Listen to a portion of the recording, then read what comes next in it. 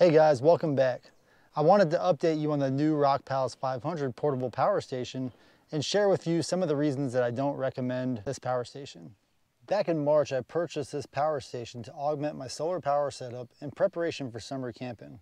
When I unboxed it, I found that one of the panels had been broken off during shipping. The exchange process was not very difficult. However, I could not return this directly to Amazon due to shipping restrictions that they have for portable power stations. I had to go directly through the vendor.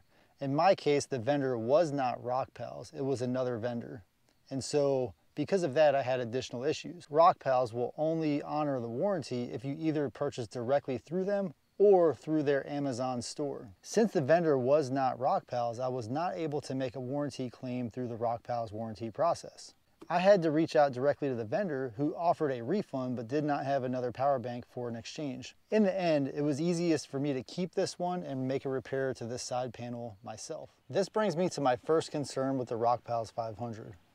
My primary use for these portable power generators is to keep my mini fridge cool and charge my portable electronics. To do this, I want to be able to charge my portable generator while simultaneously running my devices.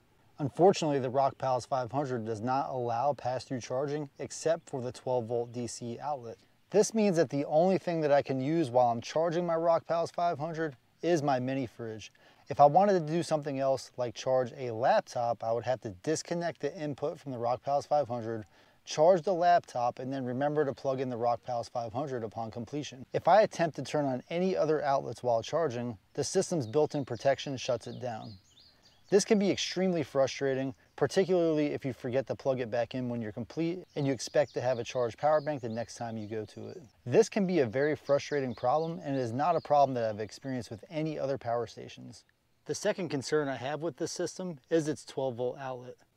This outlet is not regulated and ranges between 9 and 12.6 volts. Many 12-volt devices require a regulated outlet for reliable and consistent use. As a result, I can only use half of the stored power to run my mini fridge before the mini fridge's circuit protection shuts off the compressor. I have added a voltage converter to solve this issue, but it is an added cost that lowers the overall value of this power station.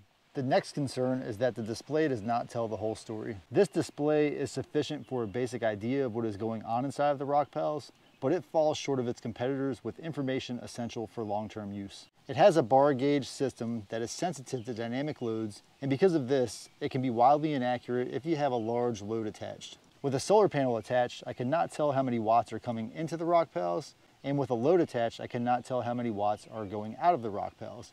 By not having this information, projecting your remaining usage is an exercise in guessing and imagination. An additional concern with this power station is that it is limited to only 90 watts of input. Because of this limitation, I must carefully consider whether I will use this power station over other power stations. Recharging this power station with my Renogy 100-watt solar panel will take a minimum of 3 to 4 hours from a 50% state of charge. If you encounter more than 1 or 2 days of overcast conditions, it's possible that you will run out of power before you're able to recharge the unit. My last thoughts on the RockPal 500 is that the battery chemistry is something called a ternary lithium battery, which is not the same as a lithium iron phosphate battery. One potential issue with this battery is that if you do a little bit of online research, you will see that this kind of battery is only rated at about 500 cycles, where a lithium iron phosphate battery can be rated up to 1,000 cycles with an 80% capacity remaining. This is about half the rated life of a lithium iron phosphate battery. So if you are buying a power station like this with the idea of value in mind, then you may not actually be getting the value that you think you are with the initial price point. So why would someone choose the RockPals 500? Its initial cost is usually lower than the cost of some of the other power stations that are available. If you don't need to use pass-through charging, or you only plan to use the 12-volt unregulated outlet, then this is okay for your mini fridge, for example.